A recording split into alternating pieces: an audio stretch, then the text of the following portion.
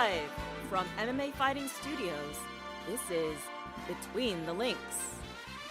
And now, your host, Mike Heck. The iconic voice of Esther Lynn welcomes you to a brand new edition of Between the Links. We're getting some feedback with the iconic voice. Don't really know why, but is this okay? Someone has it open and is watching it. We gotta. Oh man, am I gonna hear my Strong voice? start. I'm hearing it again. I'm hearing it again. I love it. Wait, Three intros, and there I am again. We're everywhere. What's going on? This is a row your boat right here. Yeah, We're killing it. I don't know why this is happening. Someone has it. Casey, what's going on? Oh, now I'm on. Now you're on. Is it? Wait, hold on. What a start to the show. It's It coming ain't from me, Jed's. man. It's coming from Jed's. There's no way. Talk, Jed. Now It's coming from Jed's. Yeah. it's definitely coming from Jed Meshew. I mean, come on, Mr. No Gray Area.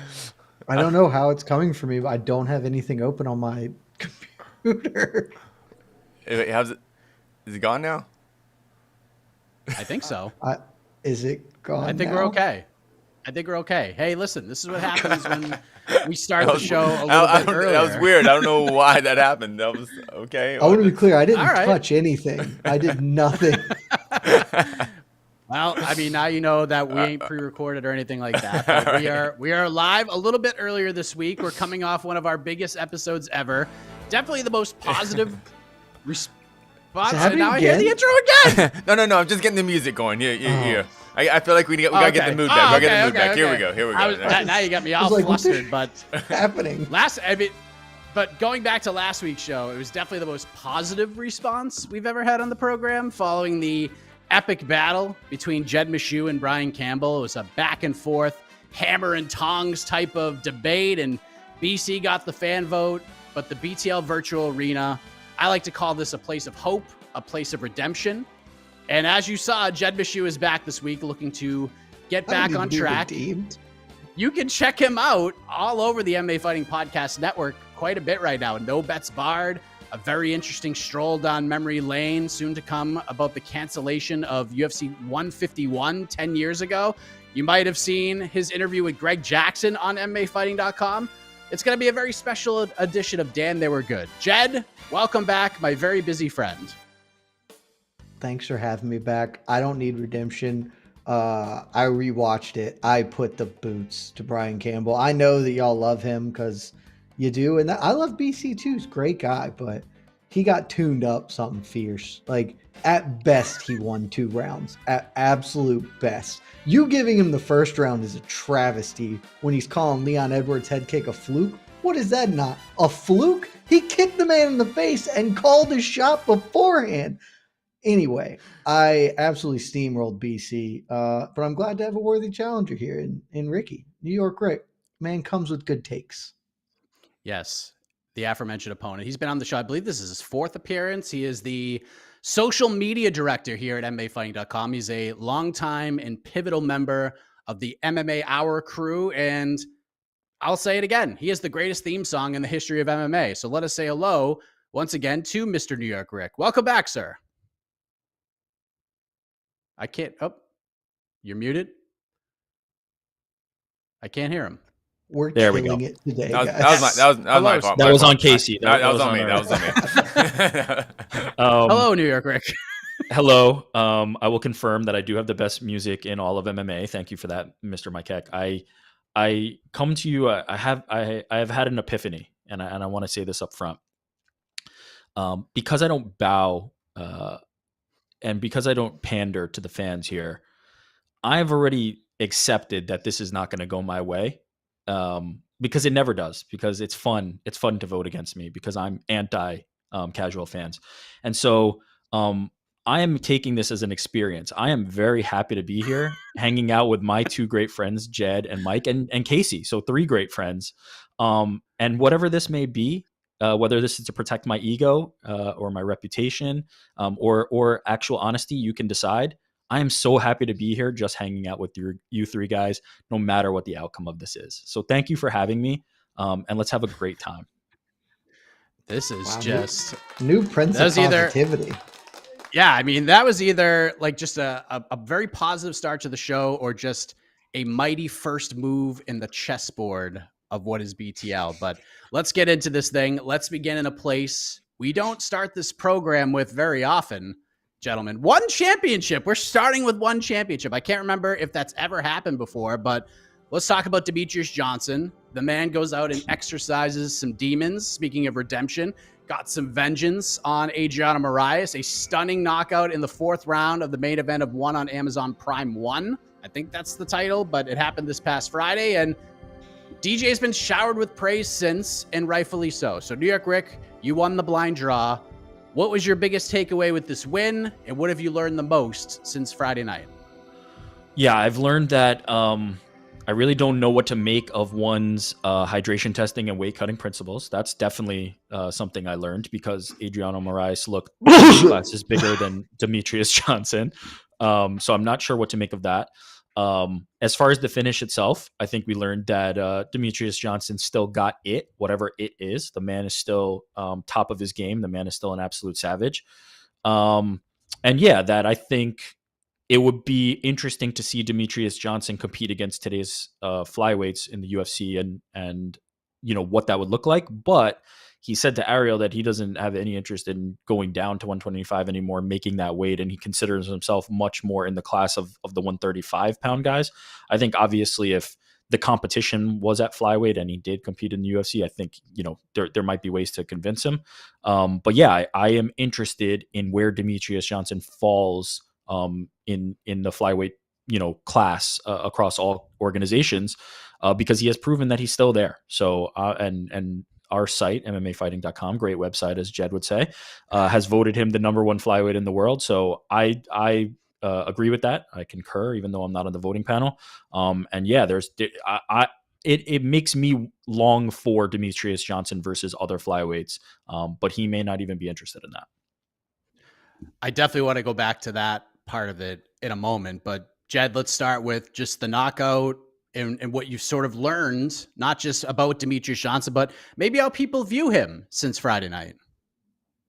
I think we all just forgot. I think it's really that simple because he went to the place where careers go to die, which is one championship because nobody cares.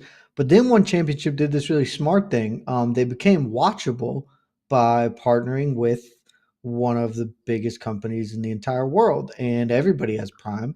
And so it was very easy to watch that. If you had even a passing interest in combat sports, you probably knew, if you're on this website, Demetrious Johnson's fighting, and okay, well, it's Friday night. I got nothing else to do. I'm already going through my TV apps. Here's Amazon. Let's do the Prime thing. Easy, made it very digestible. And that was enough to remind everybody that, oh yeah, I know that this dude got robbed against Henry Cejudo in their rematch, and he actually never stopped being the best flyweight in the world. But then he was fighting a bunch of dudes that don't have wiki pages in an organization that has an interesting bend on the truth. Let's just say it that way. And so it's like, all right, whatever, man. Like you're not going to find a bigger RDR fan than I am, but I don't even have the balls to put him as the #1 middleweight in the world. Like it's just sort of the fact of the matter of the competition in which you're competing. But then he comes out and a guy who knocked him out, a dude who is very obviously not a flyweight, because my eyeballs don't lie to me at least, and comes out and, overcomes a little adversity, has some struggles, but still shows that he's got the juice, baby. And it was, for me, Rick talked about we put DJ at #1 as a website. I am on the rankings panel. I didn't have him #1. And that is strictly I just forgot. I just forgot what this dude's about. And DJ reminded me, I was like, oh yeah, that dude's probably going to dummy up like Davis and Figueiredo if they fight. Like maybe not, but I would put my money on DJ to win that fight or against anybody else, even though I know he told Ariel he doesn't want to make that weight cut. he's still a flyweight in all the ways that realistically matter to me. And he just reminded everybody, yeah, I'm probably actually the second or third best fighter of all time, depending on personal rankings. And don't forget about me just because I'm wallowing in this other org. Yeah, and just the rankings panel and everything about it, because I am also on the panel, and as New York Rick talked about, DJ is back. I think this might be the first time he's been the number one flyweight in the world since we've actually put On the our rankings panel, out yes. there. Yeah, and this is just, I didn't put him at number one, and it's only because this is a very weird situation in total, because I didn't put Adriano Moraes number one. I know there were a couple of panelists. I know one in particular definitely did. But like, I just couldn't put Adriano Moraes. Like, I'll put him in the rankings if everyone else is doing it, because whatever, you jump off a bridge, you follow your buddies. But this guy's not a flyweight. Like, he's probably a featherweight for God's sake. He looked like 30 pounds heavier than DJ in this fight. So like, how are we going to be able to rank this guy moving forward? Like, I know we view him as a flyweight, but he wasn't a flyweight in this fight. He's essentially a bantamweight. Like, should he be in the bantamweight rankings, truth be told, or is he just going to be in the flyweight rankings until he retires from the sport? He is going to be a really weird case because we, not to peel back the curtain too far, we've been having some internal discussions on this matter ever since DJ basically blew up our rankings by saying, I'm not a flyweight. And when we were first putting these rankings together, I was adamantly opposed to counting the one championship weights as their titled weight, because that's not the weight they compete at. And I got overruled. Everybody in the panel was like, Jed, you're an idiot. DJ is actually a flyweight, even though he fights at 135. He's really a flyweight. He's just not cutting weight. And at the time, I thought that was wrong, but I'll go with the flow. I'll follow my buddies off the bridge, as you so eloquently put it. And I got overruled, but it's probably not. We're probably going to adjust. Is what I assume is going to happen here, because I am not a rocket doctor. Do not get me wrong. I find it very difficult to believe that Adriano Moraes, who was overweight when he initially weighed in and failed hydration, somehow lost more weight to make weight while also then passing hydration, because that doesn't make sense unless he physically removed a body part. Then okay, I guess that's where the weight goes, but the way you cut weight is through hydration.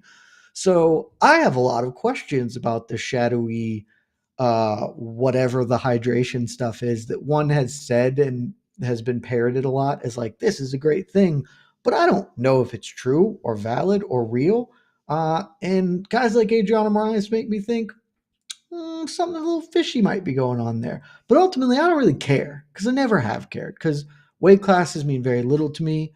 It's just the eyeball test. And as far as my eyeballs go, if we are probably just going to end up keeping ranking DJ as the number one flyweight or at flyweight, because you can't rank him at bantamweight. He has nothing to base a ranking at bantamweight off of. But this guy is very clearly one of the best fighters in the world. Your eyes aren't lying to you when you watch him compete. And so we all want to rank him somewhere. And so I think the answer is we're going to carve out an exception for DJ, but ultimately, Adriano Moraes may no longer end up being counted as a flyweight, because that dude couldn't make 125. His life depended on it. Yeah. So let's just say, New York Rick, I mean, the man said it himself. I'm not a flyweight anymore. I'm not cutting down to flyweight. And maybe there's a world that changes, that, he comes back to an organization, maybe the UFC, where they actually have a flyweight division. But right now, he is not a flyweight. So if you were to rank him at bantamweight right now, is he a top 5 bantamweight? Or where would you put him? Top 5, top 10? What do you think? Before I answer that, can I just say how interesting it is that he gets this huge win? There are people who had Adriano Moraes ranked as our top flyweight, and all the conversation is DJ versus UFC guys. It does really kind of speak to what the power of the UFC is when it comes to branding and when it comes to like where the top fighters compete.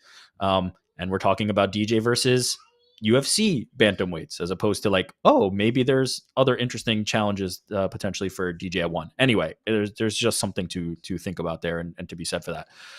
Where would I rank him as a bantamweight? I'll tell you, I'd have him. I definitely have him in a top 15. That skill set, he is just so well-rounded. He is just so sharp. He is just so able to stick to a game plan, combined with the natural gifts that he has, how fast he is. I'd have him somewhere in there, but man, that size would be too much to give up. There are just guys in the 135-pound division that are as big as Adriano Moraes and look like they're featherweights and would dwarf Demetrious, and it would be tough sledding against a lot of those guys. And it's not like DJ just came in there and steamrolled Moraes. So I'd probably have him ranked, but it would be on the fringes. It would be, somewhere in the top 10 to 15, out of respect for his skill set and what he's able to do and his championship medal and his acumen. But physicality wise, size difference, like if you just look at bantamweights, he's in a different weight class. He belongs in flyweight. That I think that, ultimately what Jed and the site arrived at, he is a flyweight in my opinion and belongs there. I would have him ranked, but yeah, I wouldn't take him against a lot of those guys. They are just way too big. All right, we'll move on. I don't want to talk about bantamweight rankings with Jed because I don't want to set off another debate about bantamweight and lightweight and all that stuff. But I don't have any of that. I will just say that it would be dope if he was a bantamweight because then we get DJ versus Aldo, and that fight would rule. Yes. Now, there is one other debate that has gone on since Friday, and it happens every time either guy in the conversation does anything in combat sports. We bring this back up from almost 4 years ago, the trade. DJ to 1 for Ben Askren. We hadn't seen anything like it before. We haven't seen anything like it since. But after this knockout, it was brought up on Heck of a Morning a lot, so I figured we could talk about it here. So New York Rick, I'll start with you. It's now September 1st, 2022, and we look back on this trade from almost 4 years ago. Who won it? What was it, the UFC getting Askren and everything that came because of that? Or was it one getting one of the greatest fighters to ever do it? And, well, he's still doing it and doing it pretty damn well. Is it a cop-out to sit on the fence and say that both sides won? Is it a cop-out to say that everybody benefited from that trade, that it was one of those rare trades where everybody got what they needed? I don't think Ben Askren was much value to one by that point. I think having somebody like Demetrious Johnson that you could throw on Amazon Prime for your debut show is a huge win for them. Somebody that the world was paying attention to and going, oh yeah, I forgot about that guy and now I've seen him again. If I'm doing it in measures, right, if I have to put degrees on it, I would say the UFC won more. I would definitely say that the UFC benefited more significantly. And it's, as you laid out, it's not necessarily that they got Ben Askren, it's that they got Ben Askren, which then made Jorge Masvidal, which then sold them a ton of pay-per-views subsequent to that. So it's all the fallout from the trade. Demetrious Johnson could have been, languishing atop the flyweight division, but it never would have turned into pay-per-view numbers for them. It just would have continued to be what it was. As great as he is, there's just an unfortunate side effect of the size at flyweight that he would not have been a pay-per-view draw. It would have not all suddenly shifted. They benefited big time from Jorge Masvidal knocking out Ben Askren in 5 seconds, and then the subsequent rise of Jorge Masvidal. But it all started there with that trade, and so I would say they won more. But man, that was not going. Ben Askren in 1 was not going to do them any more from that point forward. So being able to get DJ on the back of that, I think, was a huge win for them as well. But if I have to pick, I'm picking the UFC benefited more. Jed, do you agree with that? I definitely understand why people can see both sides of the argument here. But if you had to choose one, you could look at it however way you want. You can look at it from a business perspective. You can look at it as simple as one guy's still fighting and one guy is not still fighting. What do you think? Who actually won this trade as of right now? I don't think anyone won it because I agree largely with what Ricky said, right? Like neither side is mad about this trade. If you offered them the same terms again, they would do it both parties would do it 100 times out of 100 because the UFC didn't really want to be in the DJ business anymore. Frankly, they probably didn't want to be in that business the entire time he was champion because they sure didn't do anything at all to try and build him or promote him in a way that is commensurate with him being the best fighter on earth. So one got what they wanted out of this trade. They have one of the best fighters in the world. It is a guy who makes people take notice that they are at least a serious promotion in some regards. It gives them somebody to build some fight cards around, even if those fight cards aren't the biggest in mainstream popularity, etc. And everything Ricky said, the UFC got Ben Askren, who was a star, who they used to springboard, Jorge Masvidal into superstardom. I think if the UFC could redo it, they probably wouldn't have done the Masvidal Askren fight. They probably would have just thrown Askren into a title fight after he beat Robbie Lawler. But I mean, that's really splitting hairs there. I will say, if you're gonna, I mean, I don't think anybody won because I think both sides are happy. I will say I think the fans lost, and I know that that's a really cliche, stupid thing to say, but God love DJ, and some of his fights have been fun. I don't care at all about him taking on any of the other people in one. Like, right? Like, and I'm sorry if that makes me a bad fan or whatever, but like, Tatsumitsu Wada, like, I don't care about that fight. That fight means nothing to me. And a third fight with Cejudo would have been incredible. It win or lose, his next steps in the UFC would have been awesome. Like if he loses to Cejudo and then Cejudo still does his whole thing and goes and barks to get a second belt, then DJ just reclaims the flyweight title. Or if he beats it, then maybe instead of Cejudo being the guy that faces Dillashaw, maybe we finally can do the DJ versus TJ fight. Like and then all the other things. Maybe he finally does move up to bantamweight and we can do Jose Aldo. We can do Piotr Jan. Like those are fights that can rule. Brandon Moreno, like who he is right now versus DJ, can rules. Those fights kick so much ass. And so we lose because we don't get them and we're never going to get them. I don't think the promotions care at all, frankly. So I think the only thing that happened is the promotions got things they wanted and the fans did not get the best fights we could possibly get, which kind of sucks. New York Rick, do you have anything more to add? Yeah, can I just add? It almost is irrelevant because we might have ended up here anyway. Like Demetrious Johnson, with the way things were going with the UFC, was not happy, and you can see it in the way if you watch an interview from when he was in the UFC and watch it now, he's happy to not be cutting down to flyweight. He's happy to be with one. It could have ended that way anyway. Like this could have been inevitable, where Demetrious Johnson fights out his contract, ends up somewhere else, is making tons of money, happy as can be, and Ben Askren could have either retired, walked away, ended up back in the UFC after a certain amount of time. So we might have ended up here anyway. I think the universe kind of corrected itself, and ultimately, as we've said, nobody really lost the trade. Everybody's happy with it.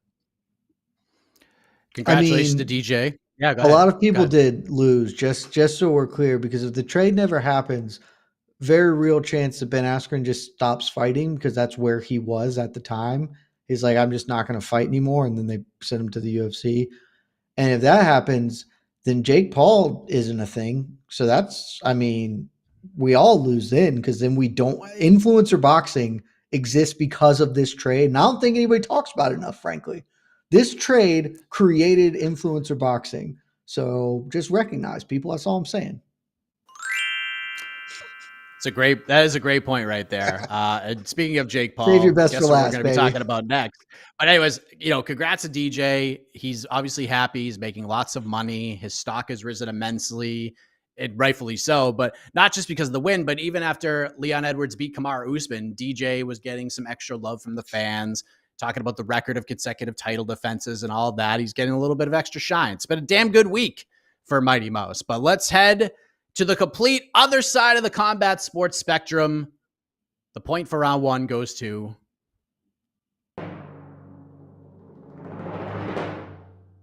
Jed. He stole it at the end. That was an excellent point. Rick, using that to your advantage. You gotta save your best stuff for last. You gotta leave. It's like the way Robbie Lawler fought when he came back to the UFC and he was old. He would just fight at the start of the rounds and then at the end of the rounds to really make an impression on the judges. Congratulations. I'm just here to have some fun. I'm in awe. That was truly special. I'm just trying to teach you something, bud. So it was just brought up recently, and we talked about it a little bit last week because we did bring up Jake Paul, who has been teasing an announcement for a fight in October. He was saying that he's going to fight a professional boxer. His management team saying he's going to be the underdog. And then multiple reports have surfaced since. We confirm with people with knowledge of the situation that discussions are ongoing, that a fight is being targeted between Jake Paul and the former longtime UFC middleweight champion, Anderson Silva. Now, nothing official yet. I know these talks are very legit. They're serious, and it seems like this could very well happen in a little over a month. Now, I know October 29th is a date that's being thrown out, but again, nothing official. So, Jed, my man, you talked last week about being over the Jake Paul stuff, and this is something you are not alone in. You are not on an island here. But if this is the actual fight that happens, if this is the fight that is booked, and he boxes Anderson Silva, how do you react to this? Are you back in, at least for this fight? Just when I thought I was out, Mike, they pull me back in.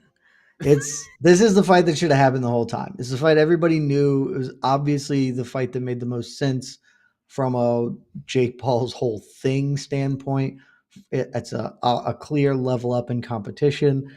I always had assumed he was trying to put this fight off because the way time works, time is linear, and Anderson Silva does not get younger as time goes on. That's just a fact. So the further off he can push this, you used to see Floyd Mayweather love to do this trick a lot. He super did this to Manny Pacquiao, where he's like, the longer I can wait till Manny Pacquiao loses some of what he's got, that will be better for me. So let's just keep kicking that can down the road. Evidently, Jake has felt either he's really feeling himself or he believes that Anderson is old enough now that time to strike while the iron is semi-warm. And hopefully we're going to get it. I have so many questions about what's going to happen in this fight that I am by definition interested. One, because I will watch Anderson Silva fight anybody. His boxing has been, we talked about it all last year. Anderson Silva improbably in boxing became like one of the rare feel-good stories in combat sports where this dude had been losing and losing and losing, and all it did was break all of our hearts to watch this great fall to father time, and then he's going to go box, and this is going to go horribly. But it hasn't. It's gone great. And I don't know if the clock's about to strike midnight on this man because Jake Paul is not a great boxer, but he is young. He has some ability at it, and he's not 50 years old or whatever the hell Anderson is at this point. And you don't see 50-year-old people excel in combat sports all that often. So I have a ton of questions. I will almost certainly be watching this either professionally or personally. And it makes all the sense in the world. And just one-time dealer, I'm asking one-time dealer, give Anderson Silva the strength. I don't care if it's gas station pills or whatever it is, give that man the strength to do the thing that needs to be done and get one more victory to ride out on. Eric, your reaction to this potential fight, are you in on this? Like, even if you, I mean, you're probably going to be working it, but even if you don't have to work, is this something that you are going to plop down some money to watch regardless? Yeah, I'm in on this fight. I've been in on this fight. Jake Paul in this effort to become a boxer, I think, has made very few missteps. The one misstep I believe he has made was, and maybe this is him, maybe this is his team, they've had a fixation on beating a quote unquote real boxer. And you see this in the bookings of Hasim Rahman Jr. and you see this in the bookings of Tommy Fury to beat a quote unquote real boxer.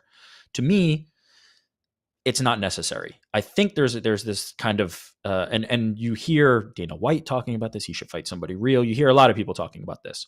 If Jake Paul was to go in there and knock out Tommy Fury, or if Jake Paul was to go in there and knock out Hasim Rahman Jr., nobody would give him credit. Doesn't matter if they were a real boxer, a fake boxer, something adjacent to that. It does not matter at all. They would be looking for a reason to hate on Jake Paul. So I've always thought kind of testing those waters and wasting that time fighting, looking to book fights with those guys was a misstep. His only misstep so far.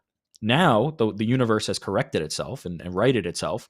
This has always been the fight to make. It's going to be the most exciting fight. I don't care how many people watch Love Island because none of them are watching a fight with Tommy Fury. No, Tommy Fury stinks and nobody wants to watch him fight.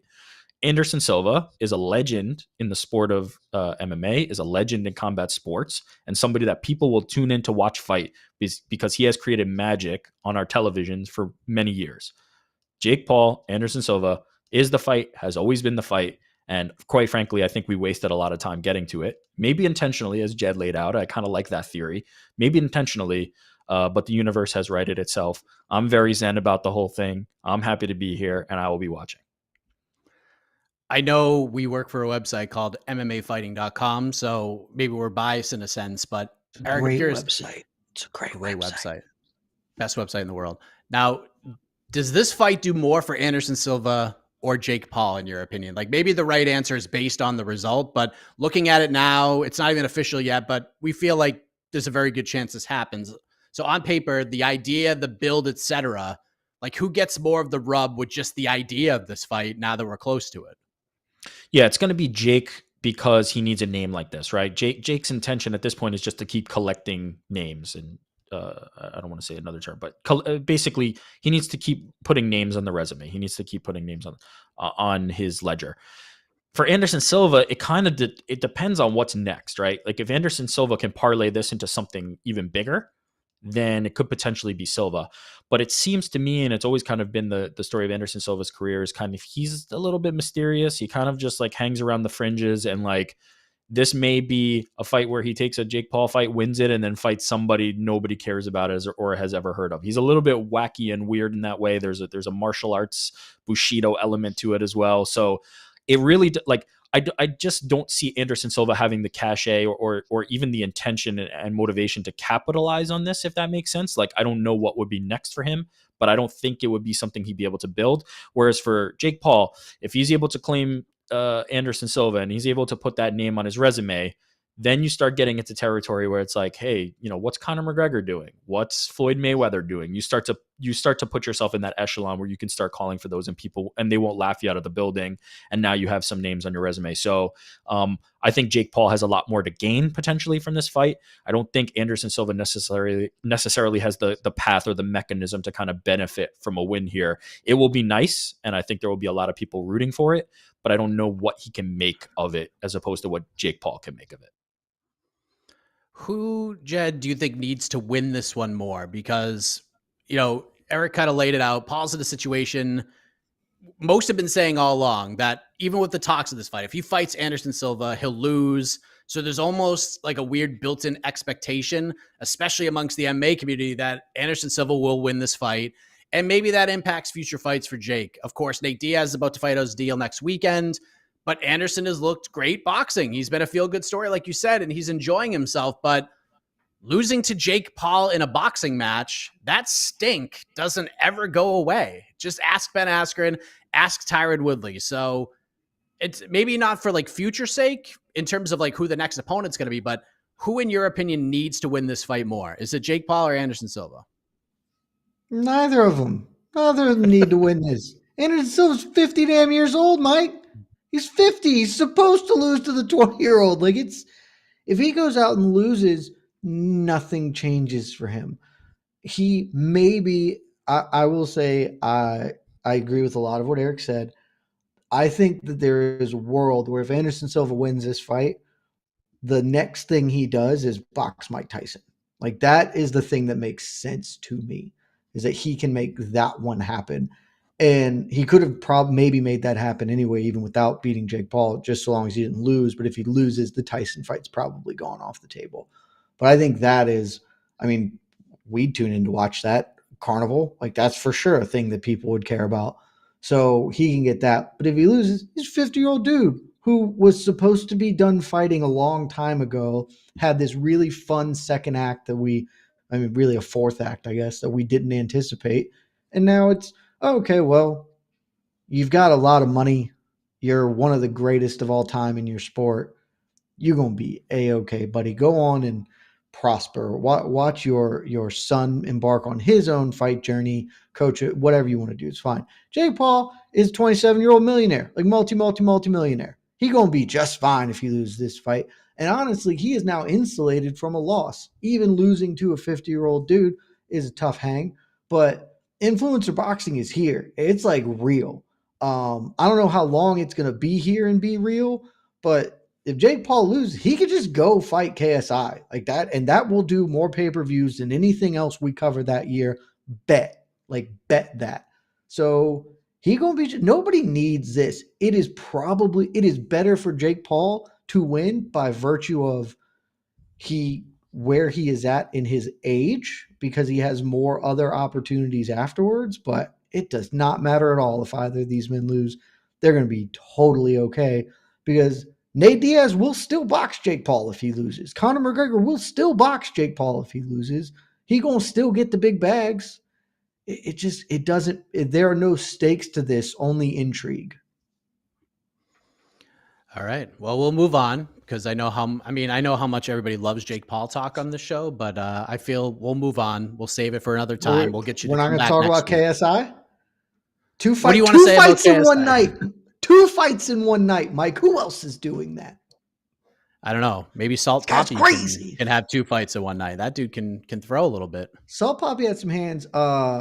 Dean the Great, who was on the undercard, that guy is going to tool up anybody in the influence. Like, that guy actually looked like he was maybe a club level boxer. Like, he had some juice. So he would dust up KSI if they were the same weight class. But, you know, I'm all in on influencer boxing. I've decided. I don't know who any of these friggin' people are, but I don't care. I'm just going to be in on it. Let's do it. Well, we got more next Saturday, the same day as UFC 279, and we're going to see Le'Veon Bell and freaking Adrian Peterson box each other on that Social Gloves card. But let's head back to the UFC. Let's go back to the UFC. We'll do that next, but the point for round 2 goes to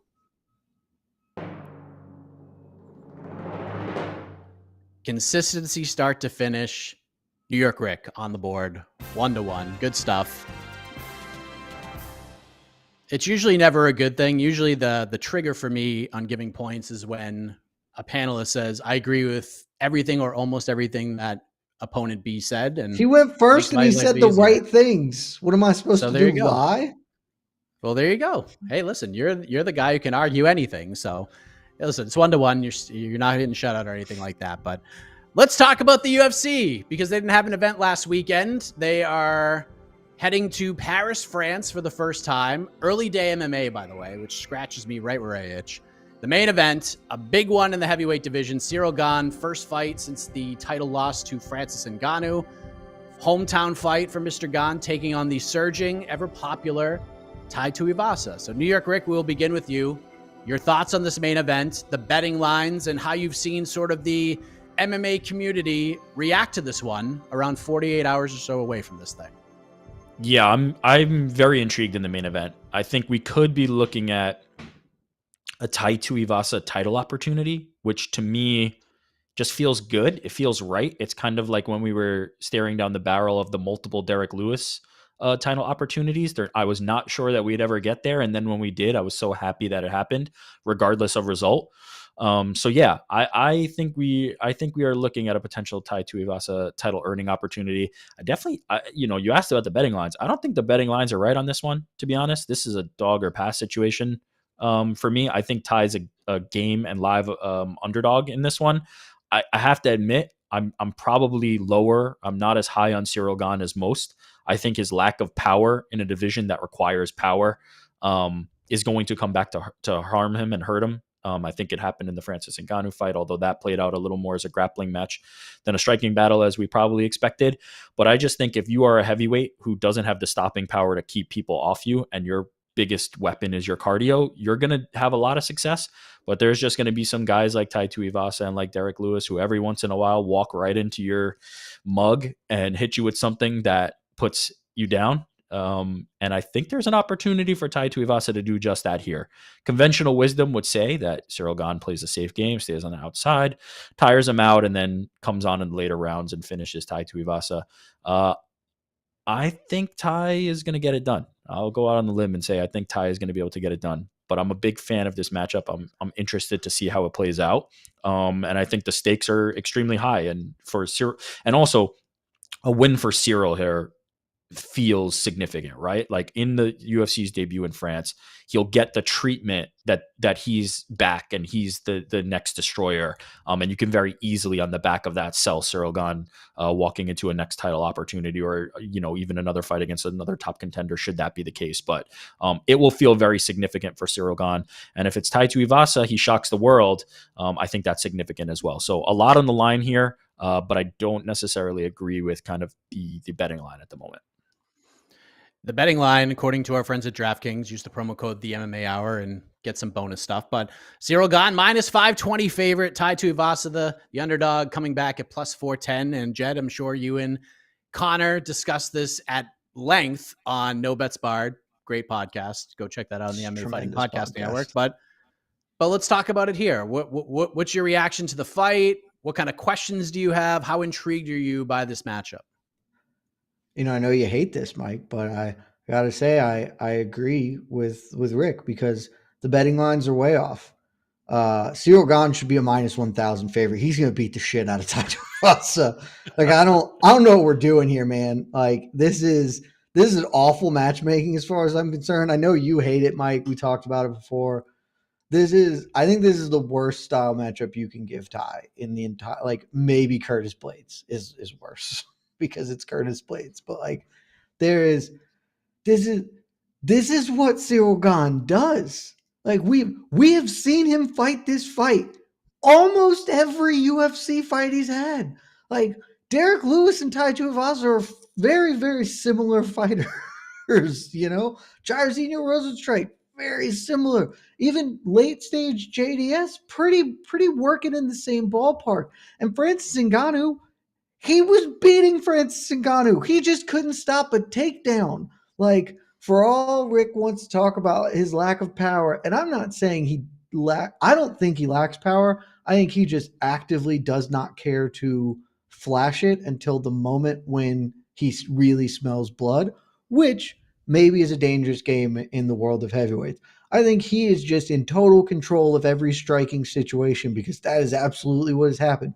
Francis Ngannou, knee injury, absolutely. Let's give credit where it is. His knee was not working, but he came up on so much air against Gane. Gane was just taking him to school. He was the bus driver. Load him up. I'm going to teach you how this kickboxing thing works. And then the only reason Ngannou won is because he's like, all right, well, I'm going to tackle you, and you can't stop me doing that. And it was great adjustment by Ngannou. But come on. Tai's not doing that. Tai's just going to try and get up in his chili, and he's not going to be able to because Gane's footwork is far too good. He's just going to dance around him, pot-shotting him, and keep coming. Maybe Gane even takes Tai down because he has a little bit of offensive grappling of his own, and then that happens. But mostly I just think this is going to be a matador in the bull, and this will go on as long as Tai's durability holds up. He's super durable, but as it goes on, if he gets reckless, then he's going to get clipped and killed. Like he is just going to get leg kicked, gets way too reckless. Then he's going to get shot. I genuinely, outside of a miracle haymaker, I have no idea how Tai Tuivasa wins this fight because Ciryl Gane is levels above him in the striking realm. So New York Rick, Jed mentioned the stakes in this fight. So I'm curious to get your idea of what is at stake here, because to me, this is a must win for Ciryl Gane. He has to win. His future is certainly bright, but right now, the way this heavyweight division is shaping up with all the unknowns and all the uncertainty, you can't really take too many back steps if you're a guy like Ciryl Gane. Plus, you're doing it at home. They basically built this card in Paris around you. And for Tai Tuivasa, it's not house money, but it kind of is, considering the breakdown you just had and how people look at this one on paper. Just look at the freaking betting odds. So let's go back to Jed here real quick. But a win for Tuivasa, Jed, if he can get this done, he's in a real interesting spot. So what is on the line here for both of these guys? See, I disagree with what you just said there, though, Mike. I think Tai is the one who can't afford to take a backward step. Because let's all be honest what Tai Tuivasa is. He's really fun. We love him. God, we love him. He's not the best heavyweight in the world. He's not probably actually even one of the 5 best. But he finds himself in that position because of the status Derek Lewis held. But if you look, and we talked about a No Bets Bar, you don't spend too much time looking at Tai's current win streak because it is aged about as well as milk. Derek Lewis, Augusto Sakai, Greg Hardy, Harry Hunsucker, Stefan Struve. 3 of those gentlemen are no longer in the UFC. Derek Lewis has lost God knows how many in a row. And Augusto Sakai is freaking Augusto Sakai, man. Like that is not the win streak of a guy who is one of the 5 best heavyweights in the world. So any step backwards, it's like sliding down a mountain. He is going to have to climb his way back up there. And I don't know if, frankly, he has the tools to do it. Ciryl Gane is very young, very early in his MMA development. If he loses here, I would be astonished, as I said. But I see a clear path for him to put things together and get the wins to get back here. That's why I hate this fight, because I think a loss removes Tai as a title contender. And I think the window for him to be that is so narrow. We should be jumping on it because he is fun, because he's a fan favorite. Like, that's how you should be promoting, is to get this guy who people love into that high leverage situation. Whereas people don't feel that way about Ciryl Gane. So for me, I think the winner of this is unfortunately just in the mix, because heavyweight is so backlogged, because they're trying to do the Jones-Stipe thing, because no one knows where Ngannou's going, because Curtis Blaydes is still looming.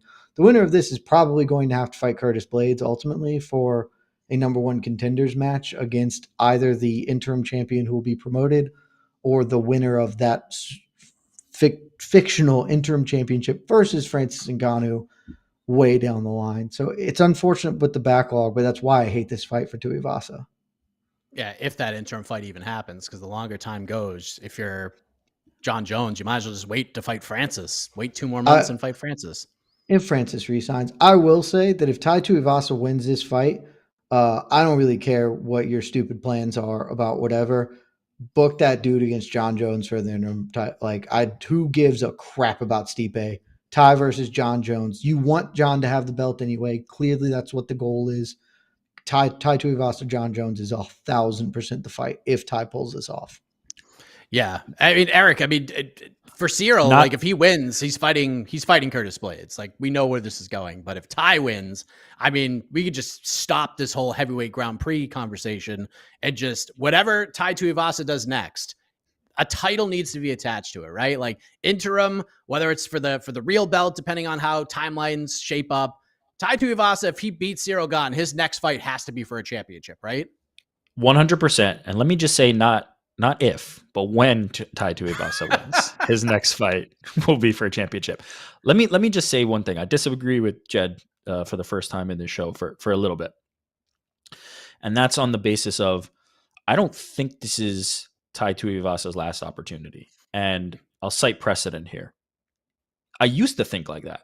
Then I saw Derek Lewis get 2 title shots. So to me, what I've noticed and what I've been seeing in UFC, the meritocracy has died a long time ago. We can all acknowledge that.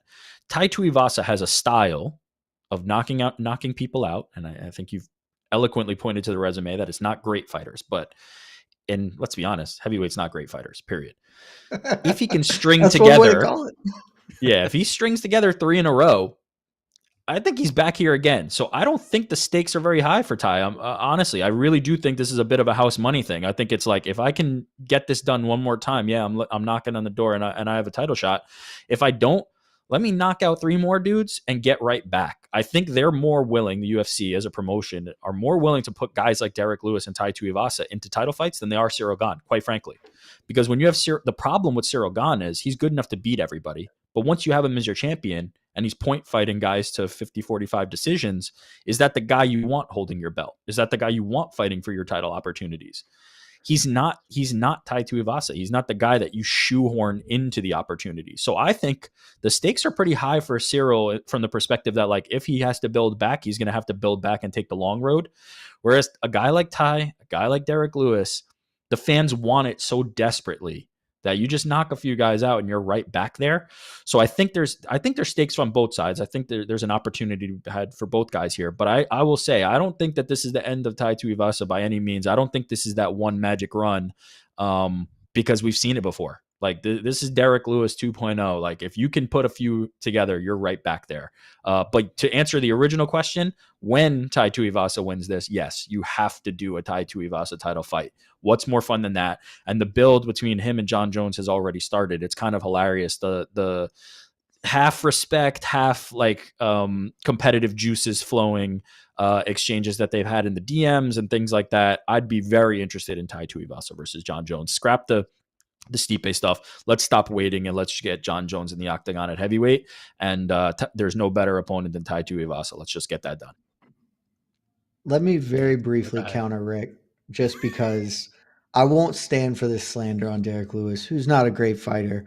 But just so we're clear, his 2 title fights came. The first one, he beat Marcin Tybura, Francis Ngannou, and Alexander Volkov. Those are 3 currently top 10 heavyweights. That's an entirely justified title fight.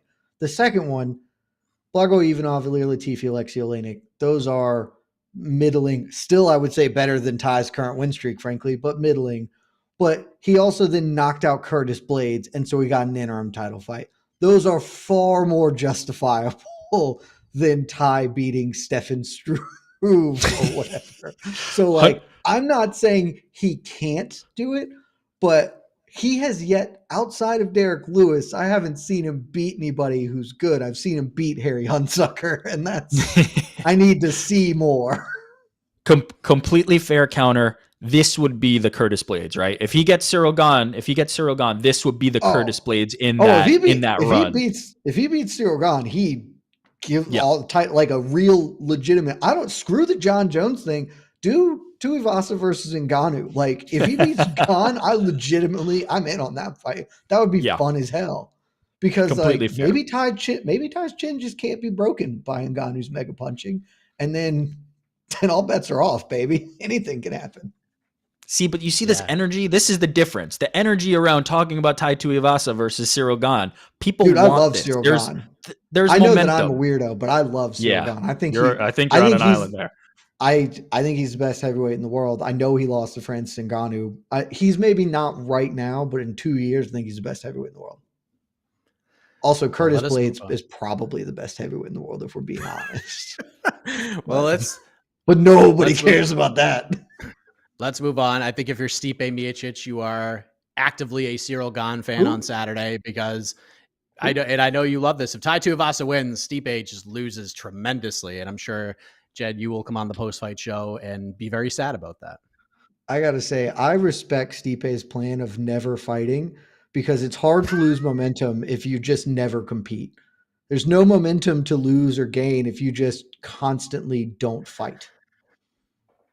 Well, let's before those 2 heavyweights fight, there's going to be a bunch of other fights. So that's what we're going to talk about next. The point for round 3 goes to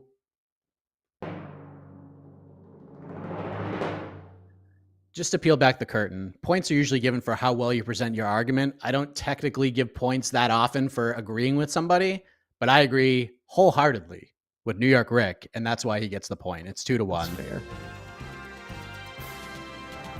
Except for he is the one who said that this is good matchmaking, and I know you hate this, Mike. I know you hate this. I don't like the matchmaking, but it's actually not like, at first I hated it, but it's not all that horrendous in the long game, because even if Ty goes out there and loses a decision or gets stopped late or something, he could still headline fight night main events. He's still going to be featured on main cards. He's still going to be presented as a star, and people are still going to want to see him. So the loss stinks, but at the end of the day, I don't think it really crushes him that much. And like Rick said, if he goes out there and gets a couple knockouts, he's a fresh matchup for all these guys. So there you go. But let's go to the rest of the card. And Jed, I want to start with you. I'm very excited about this because you're the guy I usually go to in these types of situations. Is this UFC Paris card on Saturday one that you're going to tell your millions upon millions of fans to give up a Saturday for and watch start to finish? No. So there's some good things going on here. Let's start with the positives. It's a debut in Paris. It's a daytime card. Love that. But I will be totally honest, because I always am. You know me, Mike. Very transparent. If this weren't my job and I weren't working Saturday, I probably would not be. I might be having it on, but I don't know if you've heard, Mike, college football starts this weekend. And I also don't know if you've heard, there's a little team called the Georgia Bulldogs who are the defending national champions. And they will be playing Oregon right during the middle of this card. So I can't tell people that this is what they should watch when I might not be watching it if I weren't working it because of that. And especially now with football back, a lot of people got a lot of other things to be watching. That being said, this card is probably better than next weekend's pay-per-view, which is a stunning condemnation of that card. But there are a couple of really good fights on this card. There are some that I don't care about, and there are some weirdos in here. Also, the card placement. I know Casey is big on card placement. I have no idea what the hell they were doing with some of these fights being here, but whatever. But the main event is a relevant, good heavyweight fight. And it might not even be bad by heavyweight standards. So that's dope. The co-main event rules. We haven't talked about it at all, but Marvin Vettori versus Robert Whittaker. That's for the title of second best middleweight in the world functionally. I know Alex Pereira exists, but these are the two proven middleweight commodities. That fight's a great fight. There's some other fights here that are weird, but John McDessie, Nasrat Haqparast is probably going to be really fun. Charles Jourdain, Nathaniel Wood is going to be insane. Like, that fight is going to rule.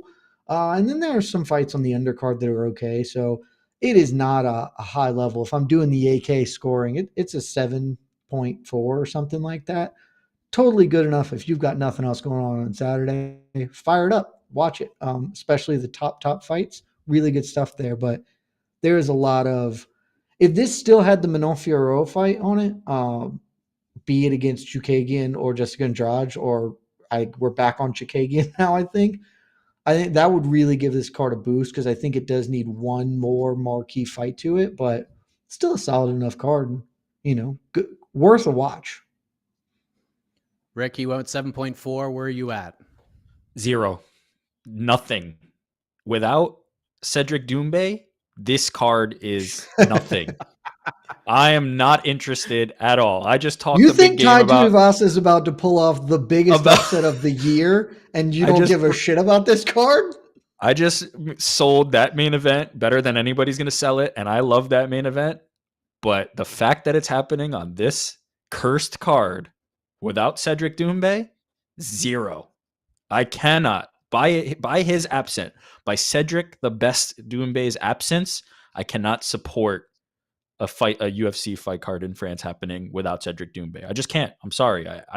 I'm planting my flag here, and it may cost me, and maybe I'm not making a great compelling argument for it.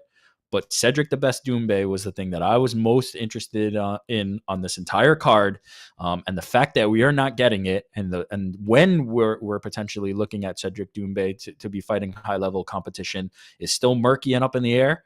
I am displeased, unsatisfied, frankly outraged, and I'm scoring this as 0 without Cedric the Best Doumbé. Wow. I said what I said. Wow. Well, I can't leave you like that, because when we talk about stakes of fights, that usually riles you back up. So let's talk about the co-main event, New York, Rick. Whittaker Vettori. Jed mentioned it's a battle for number 2, which I completely agree with.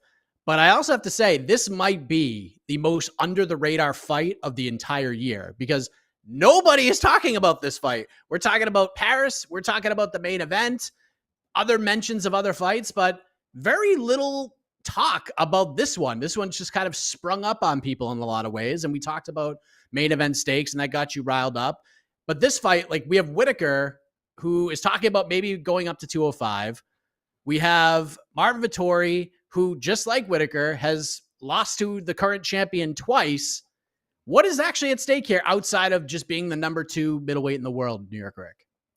Yeah, I'll say one thing. Let me just address why I think potentially this is flying under the radar a little bit. And I think it's kind of an unusual placement, right? Like, this to me feels like either a fight night headliner or a co-main on a pay-per-view, right? It's very odd that this is happening on the co-main of a fight night. Like, this fight just feels too significant and too important, and between two guys who are just too good and too highly ranked. So it just feels odd. I think most people might not even know that a fight that of this caliber and quality is happening in the co-main of a fight night. That, to me, is kind of where it gets lost a little bit in the shuffle, because quite frankly, this is a better fight night headliner than half the fight nights they're already doing. So I'm not sure what the reasoning for that is. Timing must be to blame for it, but I think it's just because of where it is placed, people may be overlooking it. As far as the fight itself, I think there is a little bit of a lack of stakes, just from the perspective that, like, as long as Israel Adesanya is champion, I can't see Robert Whittaker getting another crack. I would love to. I'm an advocate, and I've long been an advocate for, give me the 2 best fighters in a weight class and let them fight 100 times. I've said it, I believe, on this show and definitely on the MMA Hour. Davis and Figueiredo versus Brandon Moreno. Run it back 100 times. I really don't care. I am game to see it as many times as they're willing to do it. Robert Whittaker versus Israel Adesanya, Do it 100 times. I'm good with that. Those are the 2 best middleweights in the world, and I'm happy to see it that many times. So the lack of stakes, I think, comes into play as well with Robert Whittaker. I don't think knocking on the door of a title shot anytime soon. He's going to kind of have to take the long road back to potential title opportunity. Obviously, if Pereira can get it done, then there's a clear road back. And for Marvin Vettori, are you interested in seeing him versus Israel Adesanya again? Less so, even. So there's really not a lot on the line here. It's kind of like a number 1 contender fight without actually being for number 1 contendership, unless Alex can win. But as far as the matchup itself, I'm a big Robert Whittaker fan, believe in his skill set, think that he's going to have the tools to neutralize Marvin Vettori. But this is one of the tougher matchups for most fighters in the division. Marvin Vettori he's meat and potatoes, but he does it very well, and he mixes everything well together. So I could see him having success, but I truly believe that if I'm looking at the middleweight division, I believe that it's Israel Adesanya, Robert Whittaker, and then everybody else. So I think he'll be able to prove that on Saturday night. But yeah, it's a tough one and an odd one, but I definitely think there's still some intrigue to it. Jed, what's at stake here in this number 2 contenders fight outside of just the number 2 contendership? Oh, that's it. Nothing's at stake. Neither of these 2 dudes are getting a title fight, because even if Pereira wins, I mean, maybe they don't run Izzy back just because, but I think the UFC probably wouldn't care. They'd probably just run Izzy right back. These guys are just fighting for the title of we'd be that dude, but for Izzy. And that's okay. I will answer the other part of this, which is why no one's talking about this. Because Marvin Vettori. Do you know 2 facts about Marvin Vettori other than that his chin cannot be broken by man or God, and that he is a functional square? Like, you can't, like, he's not interesting. Like, he's not an interesting fighter or person. And I love Marvin Vettori because he's so uninteresting. I don't remember if it was this. I think it was on BTL. Maybe it was somewhere else. I called him the middleweightiest middleweight that's ever middleweighted. Because his game is meat and potatoes, as Rick said, but it is a hearty meat and potatoes where he just comes forward. You can't knock him out. So it just, like, he would suck to fight. There are a lot of, like, it would suck to fight any professional fighter because I am not as good at fighting as them. But, like, if I was, he would just be the kind of guy that'd be miserable to fight because he is always going to be in your freaking grill and you can't knock him out. Like, did at any point in the, what is it now, combined 40 minutes that Israel Adesanya fought him, did it look like Izzy had fun at any point during that fight? No. He was just hitting him. Shit, I'm up against the fence against this dude who's just holding me. This sucks. Herb, get him off me. Hit him. I am hitting the crap out of this dude, and he just keeps coming. He is exhausting. And so I too believe that Robert Whittaker is a better fighter. And if I'm just picking it straight up, I'm going to pick Robert to win this fight. But, like, a lot of good fighters have been broken by just the Homer Simpson relentlessness of Marvin Vettori. And, like, it wouldn't at all surprise me if he just, because we saw it the other weekend, Mike. You don't have to score takedowns. I said this on No Bets Barred. You don't have to complete takedowns to win fights. Apparently, you can just hold a man's leg against the fence, and then they're going to give you that. Oh, he won because he did nothing, but he held him against the fence for 15 minutes. Looking at you, Merab Valashvili. And so Marvin could absolutely do that to Robert Whittaker because Robert can't knock him out. So I said on No Bets Barred, you give me a baseball bat and a shotgun, and I can't get Vettori out of there. And so, like, we're going to have 15 minutes of something. But it's probably, even if Bobby Knuckles wins, probably not going to be that fun because he's just going to be on his bike and just hitting him and moving. But it's a great fight. It's high-level mixed martial arts, as Jose Young likes to say. And so I'm here for it. But I totally know why nobody's talking about this fight. Wow. Well, let's move on. Let's move on after that. I mean, I think we know where this point is going because no one has sold Marvin Vettori better in the history of his career than what Jed Meshew just did. So just play the winner. We'll play the drum roll just for effect. Go ahead. Jed gets the point. Just tremendous stuff right there. That is how you define Marvin Vettori as a fighter. So that means they're going to the knockout round. We're going to ask one question, same question for both gentlemen. Each will have 1 minute to answer. We don't have Brian Campbell here, so we're not going to go 2 minutes or longer like he did. Love you, BC. But Jed, you are the guy. By the way, this is the question I was going to ask last week because people have been asking me about it over and over again. So I'm going to bring it up here because Jed and BC got into a different debate about weight classes and which one was better. So we had to continue that ongoing beef. So Jed, what do you want to do here? Do you want to go first? Do you want to set the table, if you will, or do you want to pass this over to New York Rick? I will pass it on over. All right, New York Rick. This has been a question that changes all the time. Everyone's answers continue to change, but it's not just the UFC, as fans know. There are multiple promotions out there. And every year, every time a company has an event, whether it be successful or not, this question always comes up. So I'm just going to go ahead and throw it out there. UFC's number one, clearly. Who is the number two clear-cut MMA promotion in the world right now? 1 minute on the clock. Your time starts now. I love this question because I'm a firm believer in one specific answer for this question, and that answer is the PFL. And the reason is because they're one of the only organizations, if not the only organization, that's doing something that's not UFC light. It's not same type of promotion with the exact same path to a title shot, with the exact same form and way that people earn opportunities, except without the roster that the UFC has. And it's the reason we tune most of them out. Now, if you're going to ask me like who's drawing the most eyeballs, I really don't know. I think it's probably negligible and insignificant between all of them. But I think PFL is doing the best job of doing something completely different than the UFC with the tournament, doing something completely different with the fighters that they're targeting and type of money that they're willing to spend on talent. And yeah, it really comes down to, because they are a product that is complementary and secondary to what the UFC is offering, and everybody else is just an imitation, and quite frankly, not that good. All right.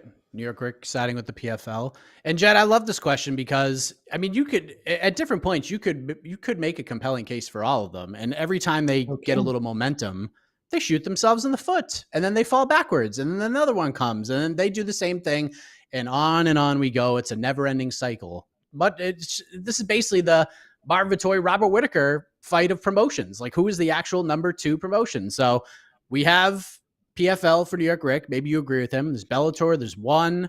There's others as well. So who is it, Jed? Who's the number two promotion? Your time starts now. So this question really comes down to what are the criteria, right? Because maybe personally, I might say I like the PFL more for some of the reasons that Rick elucidated. Also, they have some fighters I'm compelled by, but I think they're probably not the number two by most metrics.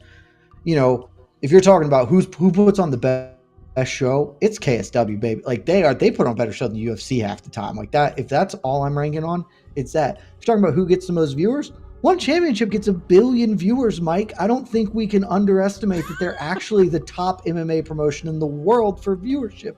You're talking about traffic, the interest it's driven. BKFC by far outstrips everybody as far as what the common man is interested in.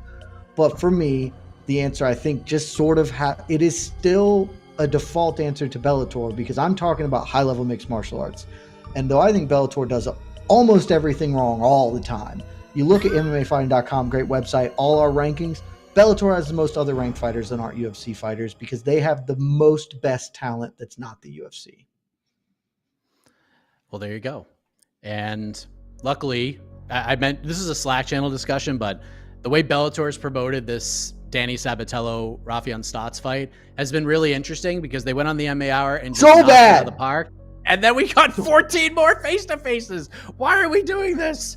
Why are we doing this? And the fight isn't happening like this week. It's okay to do a bunch of face-to-faces, but just do them for the next 3 months. Like like I said, everything they do is bad, and they should be better at it. Well, I feel like that works in my favor, but I'm not going to say anything. Well, we shall see. It is luckily not up to you, New York Rick, or you, Jed Meshew, or even I, or even Casey, who's the man who's going to be reading the decision. It is up to you, the peeps, the viewers. Go into the poll right now. Vote on who you think is going to win this battle between Jed Meshew and New York Rick. As far as upcoming programming for MMA fighting, great website. Got you, Jed. You can go onto the podcast network right now and listen to No Bets Barred. Damn, They Were Good is going to be coming soon, I believe. Do we know when that's going to drop, Jed? That is coming this afternoon. It won't be called Damn, They Were Good. It will be called something very similar. Oh, fair enough. Fair enough. So stay tuned for that. I'm working on nothing about UFC 151 was good, Mike. So I can't call it Damn, They Were Good. I cannot wait to see what you titled this. I think I have an idea, but we will find out later on this afternoon when it drops. We will have a preview show tomorrow for UFC Paris at noon Eastern, which I'm very excited about. AK will be on weigh-in duty super early in the morning, so you can get all your weigh-in results at MMAfighting.com. And then we'll have the People's Pre-Fight Show, 11:30 a.m. Eastern on Saturday, post-fight show right after, and we'll be wrapped and packed with this baby by like 9 p.m. Eastern. It's fantastic. So, Casey, have I wasted enough time here? Do we have the votes tabulated? Are we good to go? Yes, sir. You have wasted enough time. We are good. Yes. Oh my goodness. I'm gonna give it about 30 more seconds. Whoa. Ooh, tight. The gap is closing. Okay. Just So, whatever it amongst is, yourselves. I'm just happy to be here. It was such a good time. It was a great time, Ricky. I had so much fun talking to you guys. I mean, this is amazing. So we got like maybe 15 more seconds. So if you want to get those last second votes, get it in. Get them in. This was a great battle.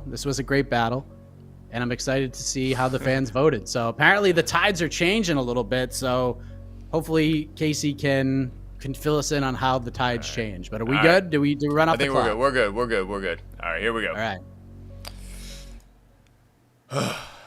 Your winner today with 51% of the votes is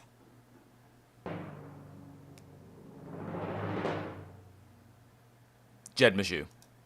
Whoa, he gets it done. Wow. 51% is close, though, man. Damn. Was there a draw option, Casey? No draw option. Oh, this is wow. I mean, so was Jed winning the whole way? Draw option. Was Jed winning the whole Jed way? had a big lead, and then it got smaller and smaller. Jed started out like he was like about 65%. Then I was about to close the poll at about 55%. Then I looked over again. It was like 51%, and it got close. Rick had a strong closing round. It was a strong closing round. It was excellent. He did. Yeah, well, so, Jed, you are tough. back in the win column after that battle with BC. The people have jumped aboard. They were on your side this week. What is your reaction to getting the fan vote this time around? You know, I'm just happy to be here, Mike. Just like Rick said, just being with my friends, talking about fist fights. We've got some good ones this weekend. If you haven't, make sure to check out No Bets Barred. Great podcast on the MMA Fighting Podcast Network.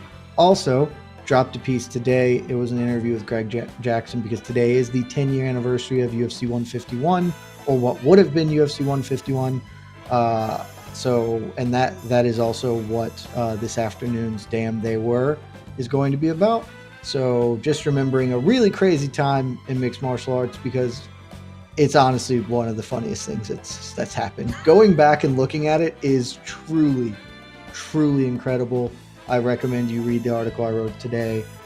There's a link in there to a press release from the UFC that should be put in the Louvre. It is just unbelievable stuff. So yeah, happy to be here. Done. Thanks for having me, as always, guys.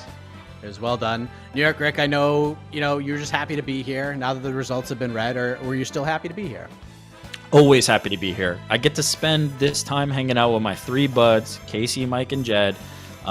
Then I get to, listen to the results of a vote by a bunch of jabrones who couldn't tie my shoelaces and know nothing about MMA, and it has no impact and significance on my life. And then I get to come back and spend another amount of time with my three buds and do it all over again. So this is the best thing going, and I'm always happy to be here. Love it. Casey, you can hit the exit music. We are good. We have talked as much as we possibly could today, but we'll see you back tomorrow. Noon Eastern, UFC Paris preview show. Before that, heck of a morning on the MMA Fighting Twitter Spaces.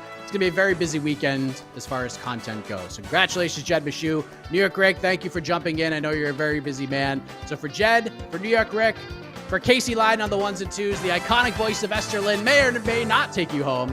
I am Mike Heck. We'll see you back once again next week right here on Between the Links. Good night, everybody. Love you This guys. has been Between the Links, an MMA fighting production on the Vox Media Network.